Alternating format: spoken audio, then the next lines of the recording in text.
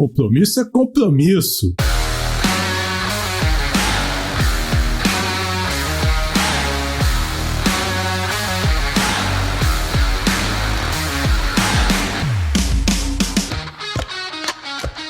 Olá, jovens fãs dos artefatos marrons.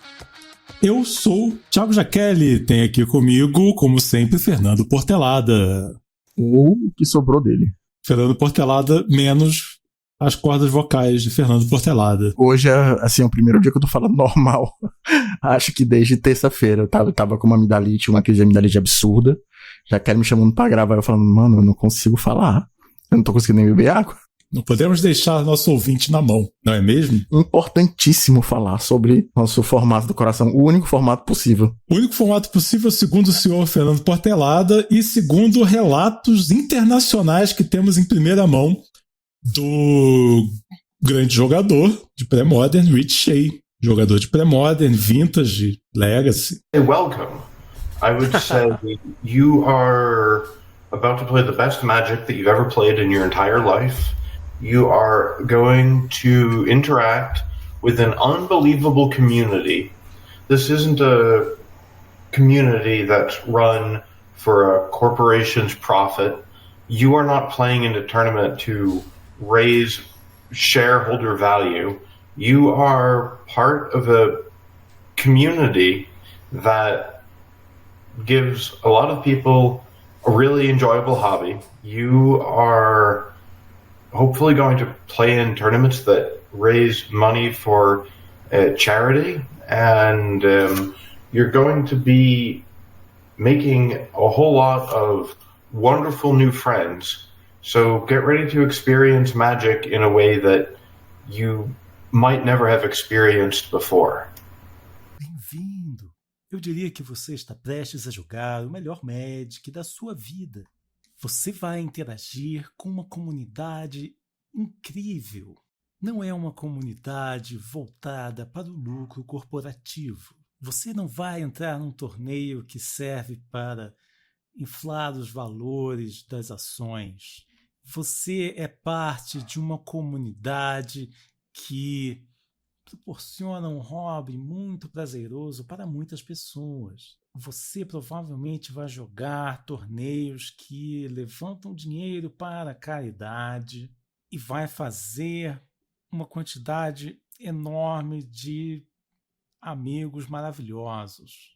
Então, se prepare para vivenciar o Magic de uma forma que talvez você nunca tenha vivenciado antes. Um fato engraçado é que esse mês eu joguei contra o Rich Shea no torneio americano. Ele tava jogando de Stasis, ele tava com deck for fun, né? Na visão dele. eu falo pra vocês que jogar de Stasis é divertido. Very fun! E eu pedi essa coach pra ele, pra gente botar no podcast. Falei que eu tinha o maior podcast brasileiro de pré-modern. Falei também que era o único, mas isso não impede de ser o maior. É o maior e também o menor. Então você que estiver ouvindo aí, faça ele ser realmente maior, mesmo que existam outros. Exato. Então, foi muito legal a mensagem dele. O Rich Shea, eu já falei aqui infinitas vezes, ele é um cara sensacional. Todas as interações que eu tive com ele foram positivas. Não é aquele cara que perde e fica solte, que ganha e fica soberbo. Tenho certeza que ele é um cara que somente engrandece a comunidade. E não é à toa que é merecidíssimo o torneio que ele ganhou, né? Ele ganhou o maior torneio de pré-modern da história, que foi o campeonato norte-americano agora, LobsterCon, no começo do mês, de maio. Então, fica aqui os parabéns ao vivo. Eu já dei parabéns pra ele pessoalmente, entre aspas, né? Pessoalmente pela internet. Então, parabéns aqui registrado ao vivo ao Dr. Rich Shea. O pessoal tava falando mal dele porque ele estourou a FET e buscou um outro terreno que não era o que a FET buscava. Depois de X rodadas de torneio e ninguém viu, o juiz também não viu. Aí no Twitter, acho que ele mandou um foi mal, tava doidão. Foi isso, e aí o juiz viu, mas acho que já tinha passado mais 2 rodadas e tipo, ele analisou que não teve impacto significativo no jogo, porque ele de fato tinha uma fonte de mana branca na mão, então não faria diferença, saca? Foi só um brain fart mesmo. Mas era por isso que o pessoal tava falando mal dele. né, já que a gente tá com interações com gente famosa, campeões e tal, e baseado no que a gente começou a falar no episódio passado, né, sobre o burnoutzinho, como é que a gente fica meio queimado com o Magic de vez em quando, por motivos e tal, eu pensei em a gente fazer um episódio, tipo, meio que ensinando a treinar, ensinando o que seria um time ideal ou um time possível, que você consegue separar esses papéis, mesmo que várias pessoas façam vários papéis ao mesmo tempo, né? E o senhor Fernando Portelada disse que não tem experiência nenhuma em jogar com outras pessoas no time. Assim, é tudo... Ele é um lobo solitário. Eu jogo com a parede. Todas as minhas partidas são as minhas mãos, né? Indo e voltando do outro lado da mesa. Não, você tá aprendendo de pessoas que não querem te ensinar, querem te ganhar, né? Sim, exato. Um pequeno contexto. O Jaqueline, se vocês não sabem, ele é um pro player. Aposentado, amargurado. Não. Amargurado da vida. Mas ele jogou competitivamente, ele teve um time competitivo de Magic. Membros do time dele foram para campeonatos importantes, Pro Tour e a porra toda.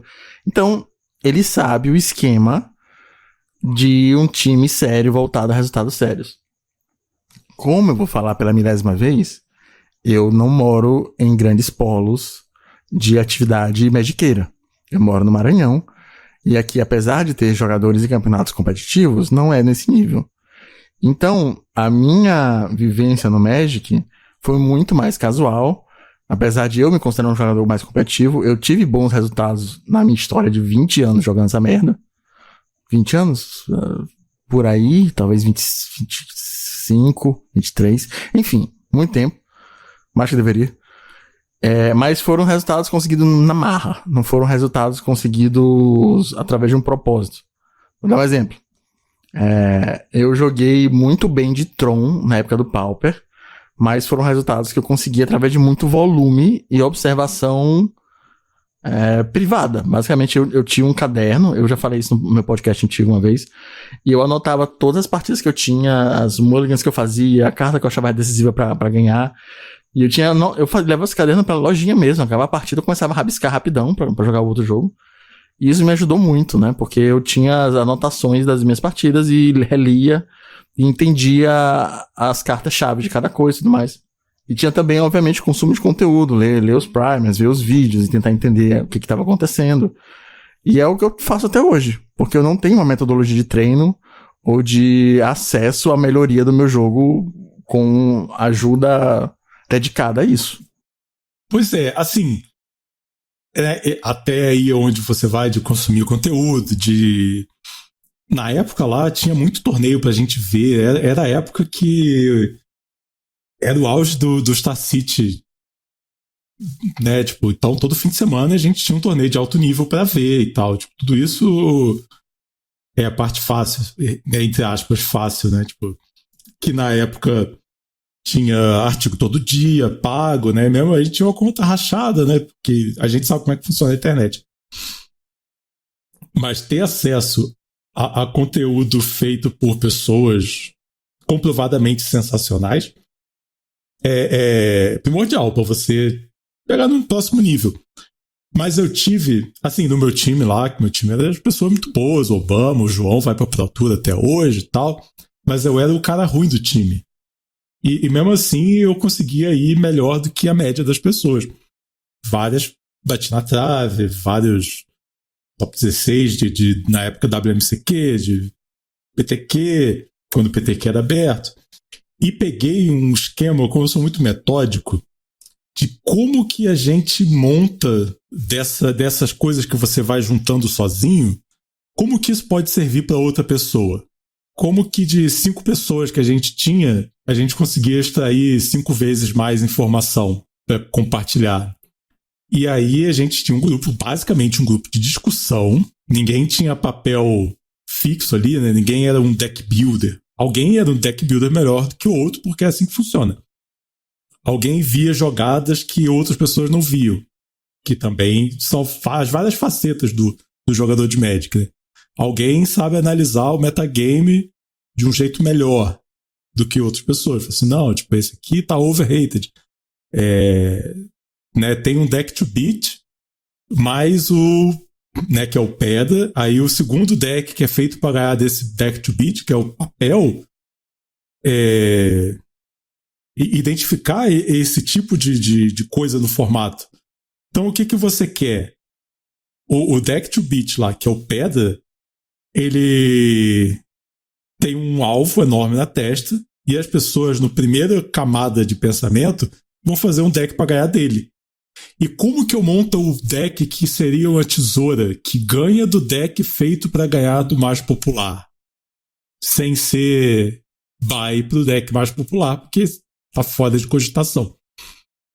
Né? Você vê pessoas jogando assim, joga de tal deck que ele não é ruim contra o principal baralho, vamos botar que seja 50-50, mas ele ganha do deck que tem tendência a ganhar do outro deck. Então, tipo, você vira o tesouro. Isso é o metagame, né? O jogo dentro do jogo.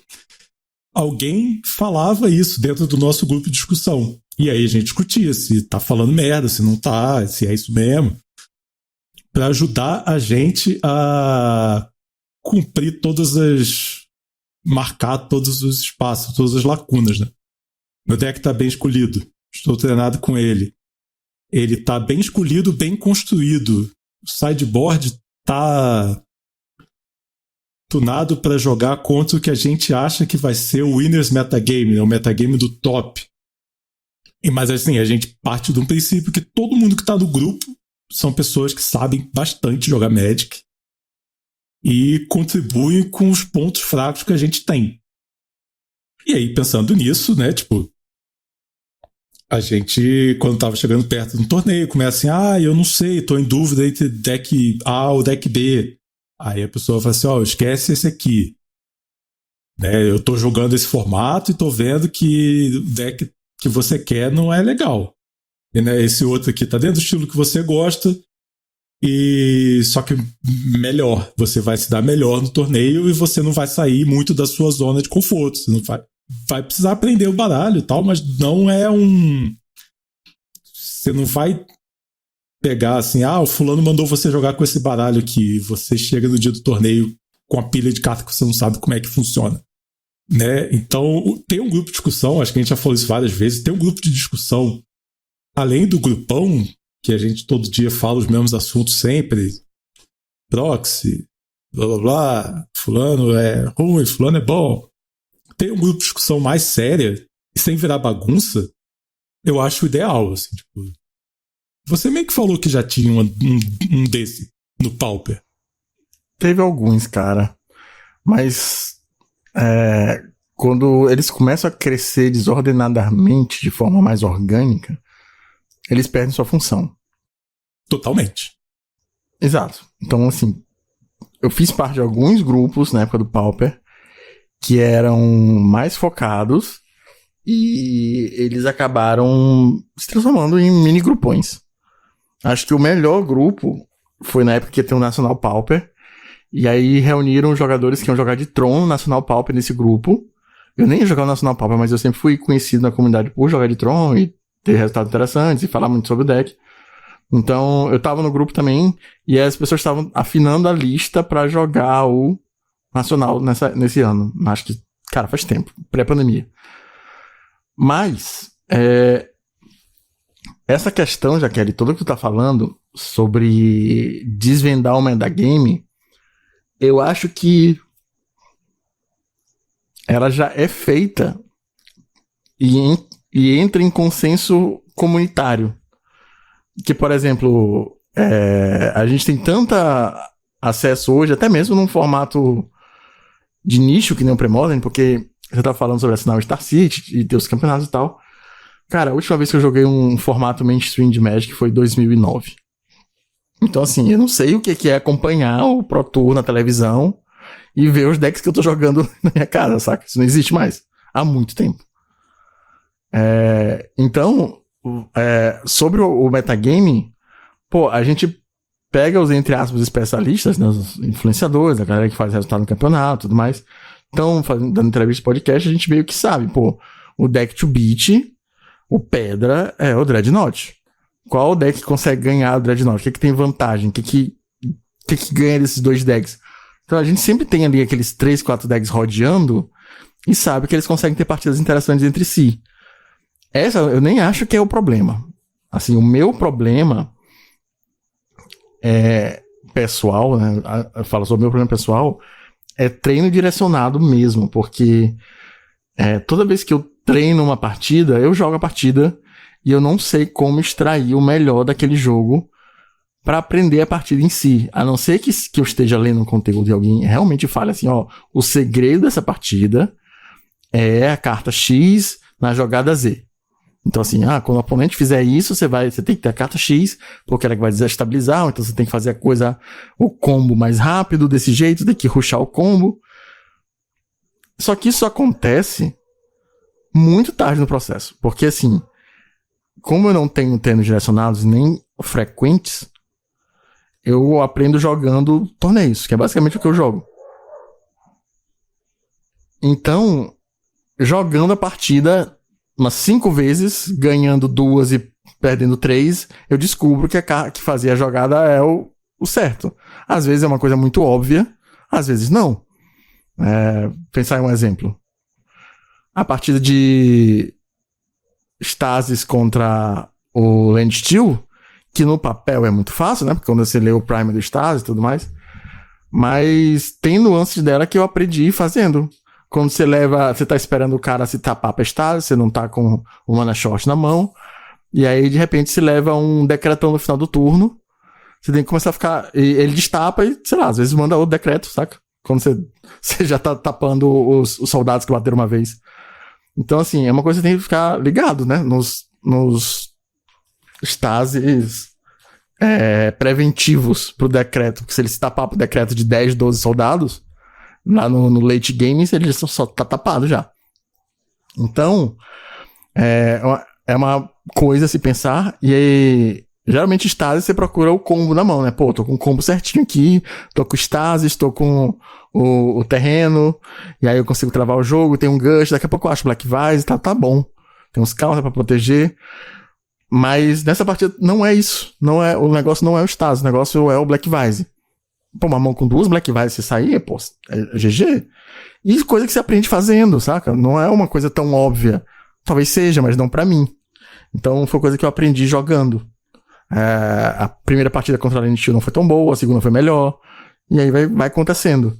Então, se eu tivesse talvez tendo direcionados, isso não aconteceria de forma desordenada, nem tão na prática. Eu já estaria na prática, passando pelo treino, entendendo mais o que eu teria que ter feito. Sim, aí outras coisas, né, da minha experiência, assim. O treino direcionado do matchup. Né? Na época que a gente treinava, tinha proxy de todos os decks proxiados.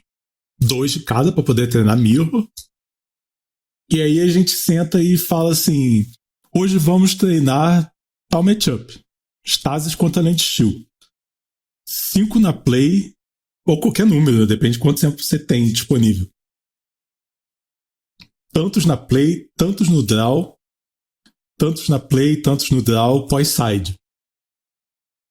Aí você quer testar... eu quero saber se começar com o Stasis na mão é bom. Compro, deixo o Stasisinho separado para ele sempre estar na minha mão. E aí vamos jogar.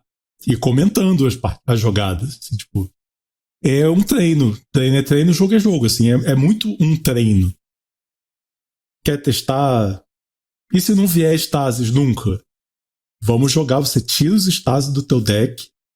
Vamos jogar. E se nunca vier Stasis? Por algum motivo. Né? Tipo, você vai testando as possibilidades que você pode passar na vida real. Assim, tipo. E aí, você ter alguém para sentar e fazer esse tipo de treino, e aí é mais uma função da proxy. Playtest cards, assim, vamos testar esse matchup, né? Vamos ter uma tabela de resultados de cada matchup que eu quero testar, porque alguém no grupo vai falar assim, esse aqui é 70-30. Porque jogaram, tipo, 5 vezes. uma foi close e os outros aqui, tipo, aí você extrapola esses números. Não, as pessoas vão chutando esses números, porque não tem volume de jogo suficiente. E aí eu e você jogamos esse matchup, coloca na planilha para que outras pessoas que estejam no nosso grupo vejam. Né? Tipo, como que vai ser. Às vezes o que você tá pensando que é um matchup, você vai jogar 5 partidas seguidas, todas na play.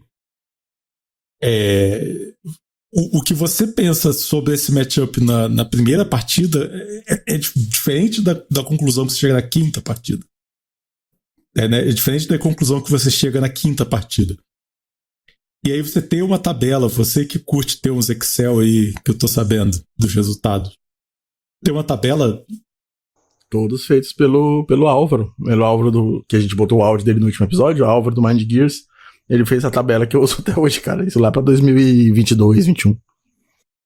Não muda tanto assim, né? Assim, mudam os decks e tal, mas o processo do pensamento não vai mudar tanto assim.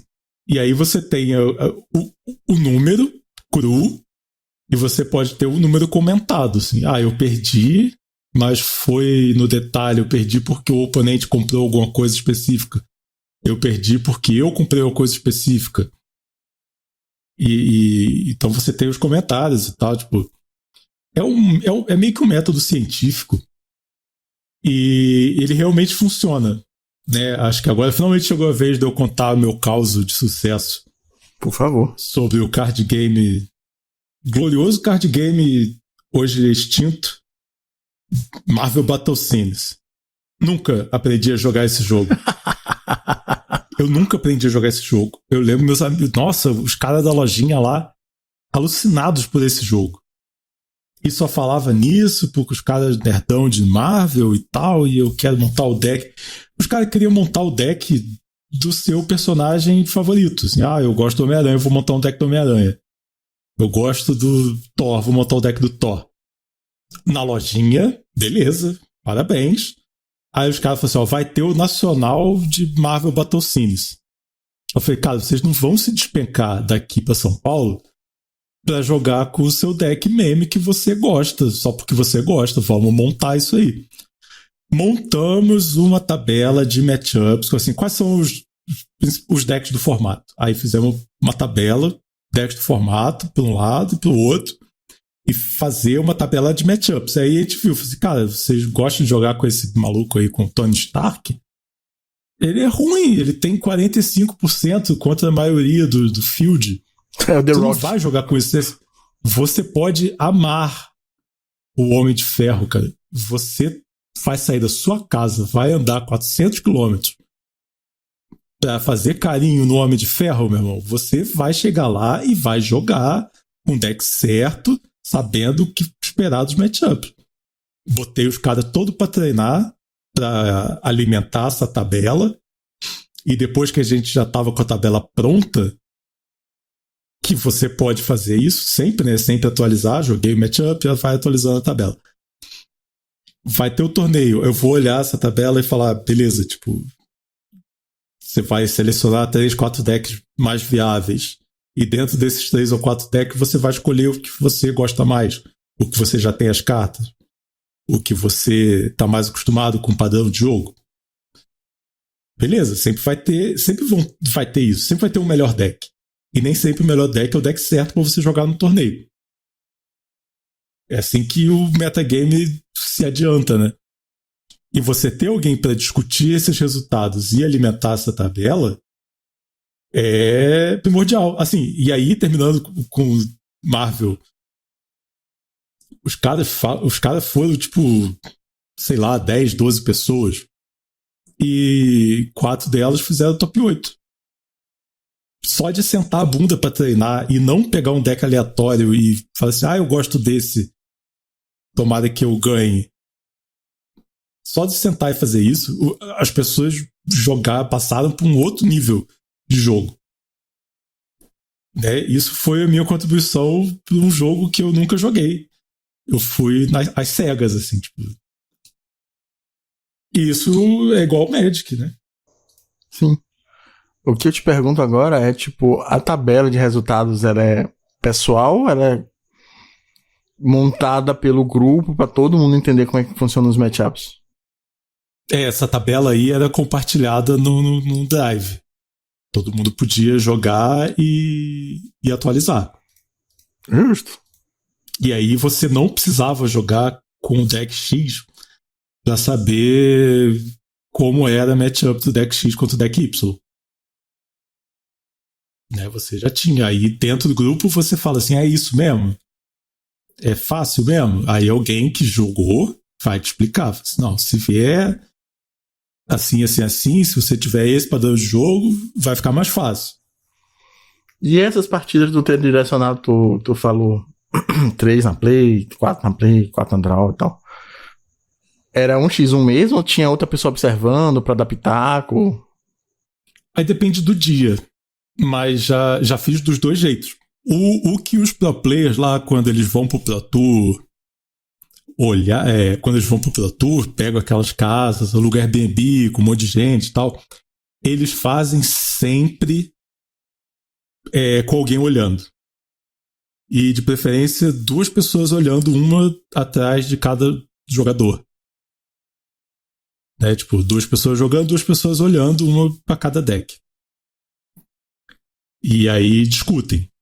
Assim, eu nunca participei de uma casa dessas, né? Mas aí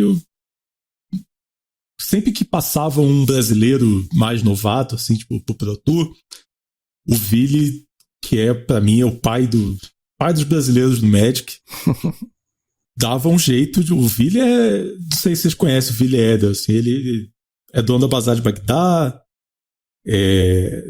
Hall da Fama, tem Top 8 Pro Tour, joga 400 anos. Aí ele tem contato com esses gringos dessas casas, desses malucos foda e tal, tipo, e te coloca lá dentro. Você é meio calouro ali, você tá aprendendo como é que funciona, você vai ser meio que o estagiário da galera. Mas você vê esse funcionamento. E aí pessoas que veem esse funcionamento, veem como é que funciona, cara, tem aula de draft, assim, tipo, quais são os picks? Quando eu dei pick carta tal, agora a gente tem o 17 Lands que faz isso em escala mundial, né? Tal carta, quando ela estava na mão inicial, ela tem tantos % de win rate. E aí você vai montando, só que lá eles não tinham, na época não tinha 17 Lands, né? Ia montando essas tabelas para saber quais são as combinações de cores que são melhores, quais são os piques que você vai dar em cima de outro, quais são os sinais de que tal combinação de cor, tal arquétipo está aberto. Você deve saber que você editou aí o podcast do Sam Black sobre Limited. Bastante tempo. Né? A gente via essas aulas em primeira mão. Assim. Ele era um cara que especialista em Limited, ele fazia essas tabelas de pick orders. Então, tipo, eu confio muito mais no que o Sam Black diz sobre um arquétipo de draft do que em mim. Não, com certeza. Né? Se eu tô na casa com o Sam Black, o que ele falar que é o pick, eu vou falar, ok, sim senhor. E aí eu vou jogar e posso até chegar à conclusão de que, cara, não é tudo isso que você está falando. Mas eu vou partir de uma premissa que foi ele que deu para chegar numa outra conclusão. Eu já tô tendo a minha conclusão muito mais informada.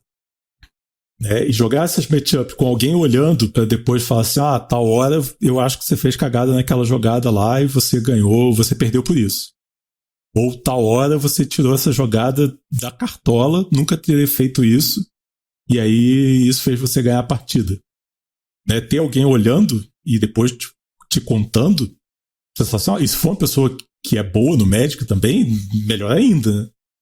E assim, isso não depende muito de jogo, isso não depende muito de time. Que às vezes você tá com um amigo, 2 amigos, na véspera do torneio, e fala assim, cara, vamos jogar esse matchup aqui que eu tô com dúvida, joga aqui comigo. E tá certo. A gente fez isso uma vez, né, quando eu comecei no pré-modern, que você queria testar um matchup. É mais ou menos isso, né? Sim, total. Eu não lembro o que você achou na época, se você quiser contar aí.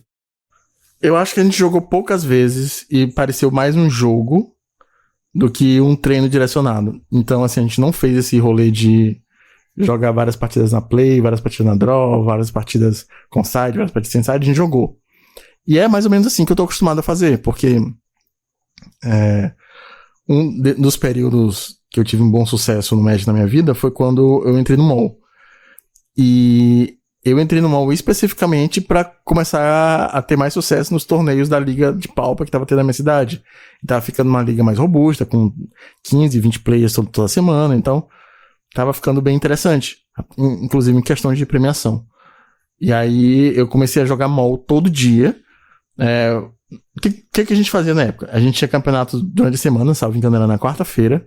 E na sexta-feira, eu saía do trabalho, ia direto pra casa do amigo meu. E todo mundo fazia isso. Então, a gente ficava jogando das, sei lá, 7, 7h30, até às 11 horas da noite, jogando vários decks, todo mundo jogava vários decks. Todo mundo fazia alguma modificaçãozinha do que jogou na quarta-feira no torneio, pra jogar na próxima quarta-feira. Então esse era o treino de todo mundo. E eu sei que todo mundo fazia alguma coisa meio similar nas suas residências, assim, com 2 amigos, jogava uma outra vez durante a semana. E aí quando eu entrei no mall, eu comecei a jogar todo dia. Todo fucking dia. Muitas partidas por dia. E aí eu melhorei muito, porque eu tava jogando muito mais que todos os outros. Apesar de não ser direcionado, eu tava só jogando. Eu tava vendo os padrões acontecerem na minha frente, tipo, 20 vezes mais do que eu tava acostumado. Então, assim, a jogada que eu via uma vez por semana, eu tava vendo 20 vezes por dia. Mentira, não é isso. Mas vocês entenderam. Eu via a mesma jogada muito mais vezes, as mesmas aberturas muito mais vezes, e eu comecei a entender o que eu tinha que fazer de forma orgânica, não de forma científica. Então, foi mais ou menos isso. E é mais ou menos assim que eu jogo hoje, até hoje. Vou ter uma partida X no top do torneio gringo, aí chama um amigo que tem o deck, a gente joga algumas partidas. Mas não é a mesma coisa direcionada, a gente não joga com o instinto de vou melhorar você nessa partida, a gente joga. E aí eu tento tirar minhas conclusões sozinho, porque não é bem um time, é um jogo. Não é um treino, é um jogo. Sim, tem essa diferença, pra mim é crucial. E o mall, assim, já é lugar comum. A gente sabe que se você quer ser realmente bom no Magic, tem que jogar mall. Porque você força esse volume de partidas. Cara, já vi isso ganhando ou perdendo. Eu já vi essa interação acontecer N vezes na minha frente. O que a gente, quando às vezes está jogando e descobre de interações possíveis, no mall você vai ver isso 5, 10 vezes e vai saber, né, vai ter uma opinião. Você gera opiniões sobre jogadas que estão acontecendo. E assim, o pessoal que dá coach no mall, o que é? Você entra sua conta, vamos jogar, eu vou ficar olhando aqui você jogando. E no final a gente vai discutir a partida. Parece uma perda de tempo discutir a partida, mas é ali que o conhecimento é construído. É tipo uma pesquisa, assim, você joga para você ter conclusões e no final você debate a conclusão. É um grupo de pesquisa. Inclusive, eu sempre tive vontade de pagar um coach, mas na época que eu jogava pauper no mall não tinha grana, depois que eu tive grana eu não jogava mais no mall, então vida que segue. É a vida nossa, né? Tipo, ou você tem tempo ou você tem dinheiro. Mas você ter um grupo para fazer isso, eu acho que não precisa ser um grupo de... Eu tive a sorte de ter um grupo de pessoas que sabiam jogar muito bem. Mas eu acho que não precisa ser um grupo de pessoas que podem jogar muito bem. Porque é um grupo de gente que pode aprender juntos. Tendo uma metodologia e tendo boa vontade, vários jogadores mais ou menos podem despontar um jogador muito bom. Né? Como que a gente sempre vê a pessoa que faz o seu primeiro Pro Tour e acaba ficando, assim, tipo. Ou uma pessoa que começa a grindar no mall e passa um pouco de tempo, ele já está estabelecido, já está fazendo o top do challenge no formato que ele quer, começa a vender ticks. A pessoa, quando começa a vender ticks, é o troféuzinho dela de tipo, fiquei bom. Eu ganho mais do que eu consigo gastar nesse jogo. Né? E aí você começa, no mall também, né? Você começa a interagir e aí você começa a jogar repetidas vezes com pessoas que são boas. fatalmente você vai parar no grupo de Discord com essas pessoas. Isso é uma parada que acontece. Fatalmente alguém vai falar assim, cara, alguém que é muito bom, você ganhando ou perdendo, você fez uma partida tecnicamente muito boa contra ele. A pessoa vai vir te chamar, assim, tem um grupo aqui, pô, você é bom e tal, tem um grupo aqui de pessoas selecionadas, você não quer entrar? Você vai cair num grupo desse. E aí você começa a aprender o Magic em outro nível, né? Então você tem que começar a dar a cara a tapa, igual que você faz, joga a liga gringa, jogou com o Richer, dá um oi pra ele. Na 10ª vez que você jogar com o Richer, ele vai falar assim, pô, é o Portelada de novo, né? Tipo, o cara tá sempre aí e já vai te dar uma outra atenção. Não, total. Isso é uma coisa que eu já falei também por aqui, que a webcam, ela proporciona a eliminação dessas fronteiras, né? Físicas, principalmente, porque se a gente for na loja da semana, a LPP, por exemplo, tá lotando, tá cheio de jogador bom, tem gente realmente de nível excelente jogando, mas são as mesmas pessoas, né? Então, assim, você joga com as pessoas que estão na sua cidade. Você não tá jogando com o Shea. Você não tá jogando com Chris Wise, né? Que foi campeão sul-americano de pré-modern. Brian Selden. Já joguei com todas essas pessoas, saca? Ganhei algumas sim, outras não. Mas é sempre interessante ver, saca? E eu gravo todas as minhas partidas. Algumas eu deleto, algumas eu deixo no YouTube como privada, só pra eu assistir de novo se eu quiser. Algumas eu publico. Mas é tipo o replay do mall, saca? É sempre bom ter lá, você querer rever qual foi o momento que aconteceu, se foi naquele pique do fato ficção que você deu errado, e aí uma carta que você mandou pro Grave ia fazer diferença depois. Isso é uma coisa que às vezes eu faço. Não assisto todas, mas algumas eu assisto nos momentos. Mas é bom ter. Isso é uma coisa que eu acho sensacional. Inclusive, saudoso replay do mall que foi desativado. Foi desativado? Sério? Foi desativado que descobriram que era ele que tava dando o bug lá de ficar todo lagado. Não existe mais replay no mall nenhum. Não existe mais replay do mall. Não sei se... Caralho. Assim, ele não foi removido. Ele não foi removido. Ele não está funcionando. Tipo, tiraram ele pra manutenção. Há quanto tempo isso? Já tem aí uns 2 meses. Foi quando parou de ter lag no mall. Nossa, bicho. Eu parei, eu tava gravando, quando eu tava jogando a Liga do Mall, eu tava gravando os meus baseados em replay. Pra eu não precisar ficar jogando e falando ao mesmo tempo. Sim, total. Eu via o meu replay e ia narrando o que tava acontecendo no replay, né? E aí parou. Parou de funcionar. Nossa, eu não fazia ideia. O replay do mall era uma das coisas mais maravilhosas desse famoso programinha. Eu achava a melhor ferramenta desse Excel aí, das cartinhas. Mas, enfim, é uma coisa sensacional. Por isso que ver canais de qualidade, porque você vê gente ruim jogando também, não vamos aprender tanto. Já teve essa discussão no grupão. Não sei se tu lembra. É claro que teve. E aí a conclusão, eu não lembro a conclusão, mas tipo, as pessoas estavam defendendo ver gente jogando errado. A conclusão foi que algumas pessoas, eles assistem porque o cara falou que ele gostava de assistir canal com misplay, porque ele também fazia misplay, e era um jeito de aprender e ter entretenimento. Pô, eu entendo que misplay acontece, eu não reclamo se o cara faz um misplay na partida. Eu reclamo se ele joga mal, se todas as decisões dele são ruins.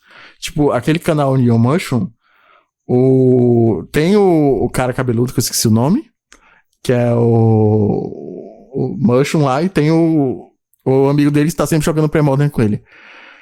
O amigo dele tem umas decisões incrivelmente questionáveis de pessoa que tá entrando no formato recentemente, porque ele tá entrando no formato recentemente. Então, assim, eu falo com toda certeza, assim, eu jogo melhor que aquele cara.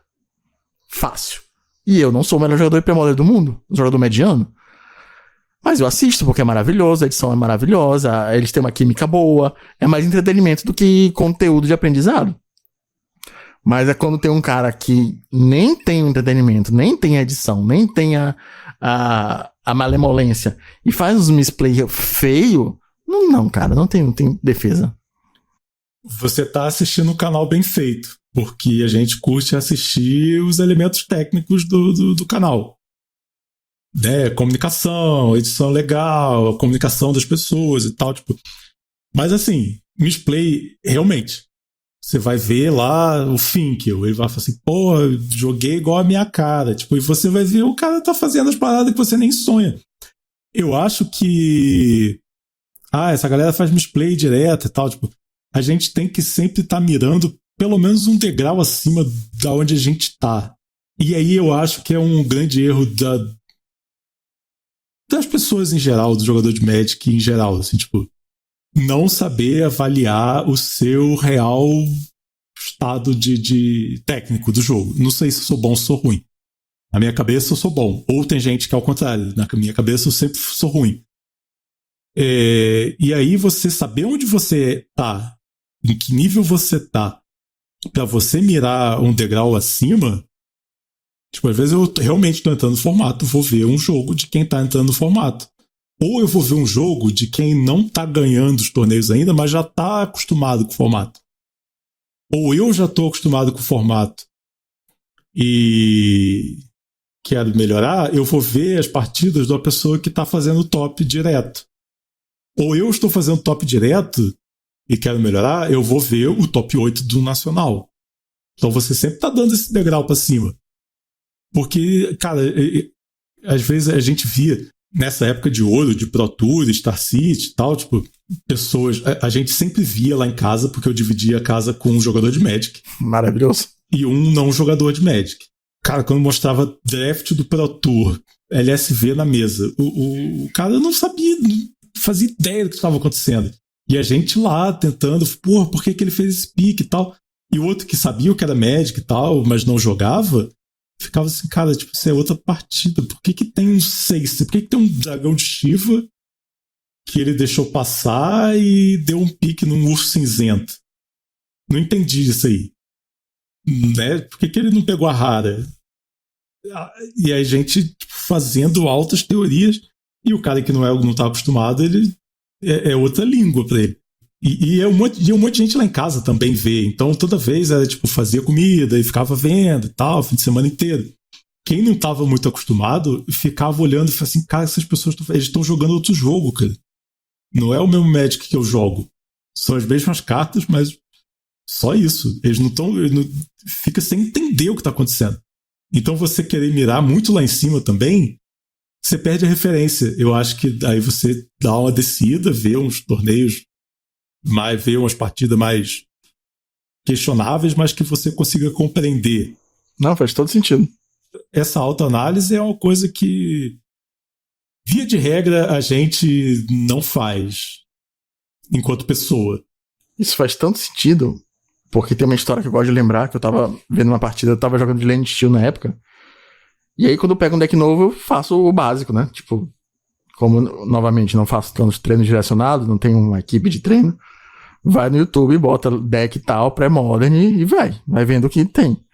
E aí eu achei esse canal, tinha esse cara, eu não vou mencionar o nome dele, é um europeu com carisma de uma embalagem de margarina, e tava jogando de Lane Steel contra The Rock, e ele tava na play, foi um jogo de mana vai até o terceiro turno, o cara tava no terceiro turno, na mão dele tinha counter, ele tinha counter na mão, e ele não achou o quarto land drop. E ele resolveu dar um impulso na main phase pra procurar o land drop e passar com 2 lanes em pé para o counter. Só que ele não contou com a variância, então ele obviamente não achou o land drop, passou com uma mana up, e aí o oponente dele, o The Rock, fez a quarta land e baixou uma Blastoderma. Então assim, cara, o quarto turno é um turno importantíssimo, saca? Pro The Rock. Você tem Baloth, você tem Blastoderma, você tem uma porrada de coisa, saca? Você pode levar Durez e Pernicious Deed. Então, saca? Só passava com a mana em pé, podia fazer um impulsozinho no final do turno, seguro, e aí ver o que você fazia. E essa Blastoderma bateu 15. E foi isso. O cara tomou 15 de dano numa carta, que ele não tinha mais como tirar. Acho que ele não achou a cólera, ou não sei se ele não quis usar a cólera com a Blastoderma, mas foi isso. Tomou 15 de dano de uma Blastoderma, porque ele resolveu dar um impulso na main phase. E nesse momento eu falei assim, ok, eu estou olhando pra baixo, né, na sua analogia, você tem que olhar um degrau acima, eu tô olhando pra baixo, eu nunca mais vou assistir esse canal. E não importa o que essa Margarida faça, eu não assisto mais esse canal. Pois é, às vezes o cara ouviu alguém falar que, assim, que várias vezes é o certo a se fazer. Se você tá jogando de lente steel, dá o impulso na main phase para não perder o lente drop de jeito nenhum, porque é importantíssimo. Mas e o contexto? Porque essas coisas não têm verdade absoluta. E o raciocínio para saber o contexto? Às vezes ele não tem. E às vezes a gente já sabe que tem que ter. Então, né, nem sempre se tá na internet é melhor do que o que você já sabe. Às vezes tem gente muito falando muita merda na internet. A gente, olha aqui. Eu ia falar que espero que nós não, mas né? A gente fala merda pra cacete, cara. Não é isso. A gente treina pelo menos pra falar merdas diferentes. Talvez a gente seja o degrau acima de alguém, talvez a gente seja o degrau abaixo. Não é isso. E aí uma coisa que eu aprendi na vida, que nem é no Magic, mas é com um jogador de Magic, né? Chamado João Carvalho. Errar erros diferentes, cara. Errar erros diferentes. Isso aí é uma coisa importante pra gente fazer nas nossas vidas. Inclusive fora do Magic. Inclusive, sabe que o João Carvalho tá no grupão, né? Não sabia. Sim, ele está. Cara, sensacional. Não sabia. João Carvalho, se você está ouvindo isso, um abraço, companheiro. Um abraço. Um abraço. Sinta-se abraçado, sinta-se convidado pra gente fazer um episódio. Imagina fazer um episódio com o João Carvalho? Sensacional. Queremos muito. Então, recapitulando, porque esse episódio ficou gigante, a gente fez várias digressões por aí, vai para um lado, vai para o outro, puxa causa do passado e tal. Então vamos recapitular aqui. Pra gente treinar. Passo 1. Escolha amigos que você confie nas habilidades mágicas dele. Passo 1. Faça amigos. Vamos olhar pro degrau para baixo. Tem amigos. Então, assim, arrume um grupinho aí de 3, 4 pessoas. Por favor, não seja muito grande para não virar uma bagunça. E não seja muito pequeno. Pode ser até pequeno, pode ser até 2 pessoas. Então, tem amigos que você confie no Magic. Colete dados, tanto de fora quanto gere dados. Vamos analisar esses dados e vamos tomar decisões informadas. Esse, para mim, é o algoritmo de melhorar no Magic. Agora, como que a gente faz isso, né?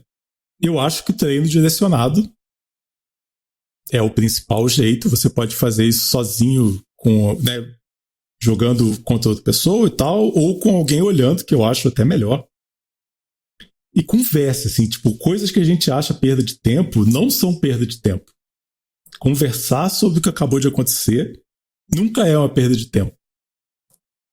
Parar o jogo, fala assim, tipo, chama um amigo que tá olhando, fala assim, esse Durez aí, o que eu tiro? Tô pensando em tirar tal carta. Aí a pessoa vai falar assim, acho que não, ou acho que sim. Pausa o jogo mesmo, para tudo. Ou você fala com o seu oponente, o que você quer, o que você acha que vai te ferrar mais se eu tirar nesse Durez. Né? Tipo, não é uma partida. É um jeito da gente tomar decisões mais confiáveis. É tipo, vou atacar com tudo aqui e ver o que acontece. Aí você faz lá, muito ruim. Vou passar sem atacar. Voltar o tempo inteiro para fazer o que você acha mais certo. E depois debater. Eu acho passos necessários, assim, tipo, para você dar uma melhorada.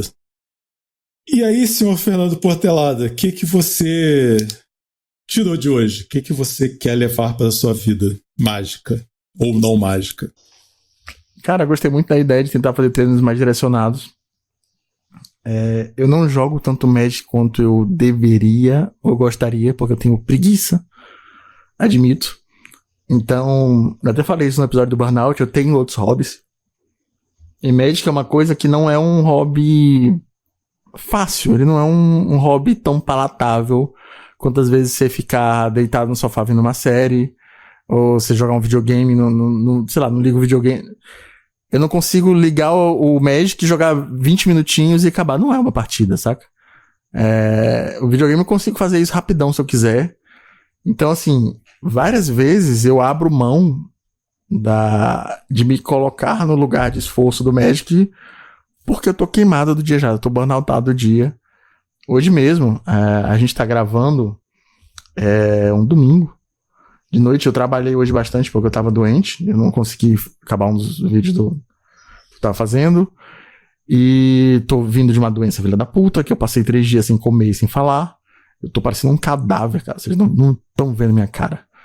E eu conversei com um amigo meu, Aldimir, pra jogar, fazer um treininho, porque eu tenho uma partida do top 16 gringo contra um BW Control, que eu acredito que é good match pro meu Replenish Control. Mas ainda assim eu queria jogar algumas partidas contra. E, em teoria, íamos fazê-lo após a gravação, mas já vai dar 9 horas da noite. E aí a gente vai jogar até 11 e eu que só quero dormir, cara. Então, eu vou deitar, vou ler algum mangá horrível no celular e dormir, provavelmente, dentro dos próximos 40 minutos. Mas, se você quiser treinar, pode falar comigo também. Justíssimo. Breve vou começar a ter mais tempo em casa. Ou essa horinha mesmo, tá bom? Sim, total.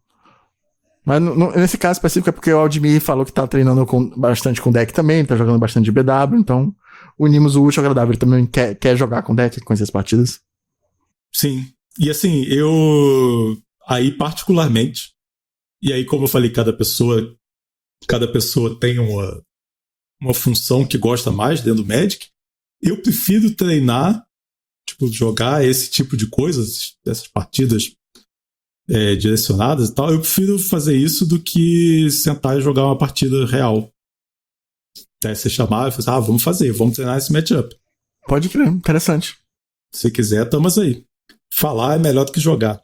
Por isso que estamos aqui no podcast. Por isso que eu tenho um podcast e não torneios. Então é isso, minha gente. Muito obrigado. Espero que tenha sido útil para alguém aí que esteja ouvindo. Se você acha que vale o nosso show, considere ajudar a gente a partir de R$5 no catarse.me/Ringue dos Bárbaros. Temos aí uma construção de uma comunidade, quem sabe nasça um time. Olha só. Não sabemos, vai que isso aí inspira o pessoal a se juntar num grupinho e treinar direito. Um dos nossos apoiadores, vou dar um parabéns ao vivo também, é o Luciano Sasaki. Ele foi apoiador do Heavy Meta, tá aqui no Premodern, saiu do Pauper, tá no Premodern e ganhou uma etapa do CLM, cara. Exatamente. Parabéns, senhor Luciano. Grande Sasaki, melhores figurinhas do grupão. Com certeza. Né? Além do CLM, ele ganhou esse troféu aí, melhores figurinhas do grupão. Que talvez seja mais importante. Assim, eu consideraria mais importante. E aí, se você quer falar com a gente, tem alguma sugestão, tem alguma dúvida, alguma coisa que você queira falar, ringuedosbarbaros@gmail.com, ou você pode me achar no jaquele@bluesky.social. E como te achamos, senhor Portelada? Cara, eu tô no Threads, que é o @_FPortelada. Você pode falar comigo no grupão. Você pode falar de café, ou você pode só me chamar mesmo, Fernando, tô lá. Você pode falar comigo no YouTube, se você mandar um comentário no canal do YouTube, eu provavelmente vou ler. Eu sei que eu tô atrasado pra caralho, mas... Bicho, vocês jogaram Lords of the Fallen, é bom, cara, recomendo. Eu também tô atrasado, mas prometo melhorar. Acreditem em mim. Mas o podcast tá saindo. Nosso prato principal não falha. Jamais. Faça chuva, faça sol, na doença ou na saúde. Temos nosso podcast semanal, nunca falhou. Como o capitalismo que falha. Falhou, falha e falará. Então, mais uma vez, muito obrigado quem chegou até aqui. E até semana que vem com mais um round no nosso ringue.